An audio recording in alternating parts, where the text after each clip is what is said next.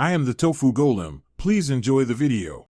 You'll begin by confirming the physical basics quickly: cable type and monitor power.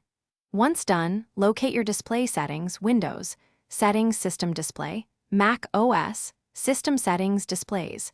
You need this open to change resolution values. It tells the system what modes the monitor supports. Make sure the correct display is selected if you have multiple screens.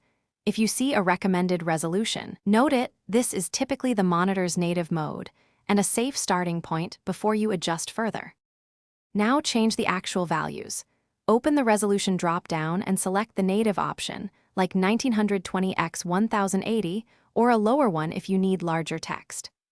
Apply the change and watch the screen. The system will usually give 15 seconds to confirm, except if it looks correct.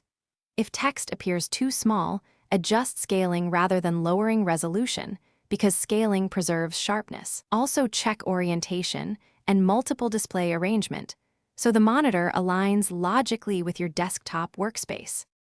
Finish by testing common failure points. If the desired resolution isn't available, update graphics drivers and restart. Drivers expose supported modes to the OS.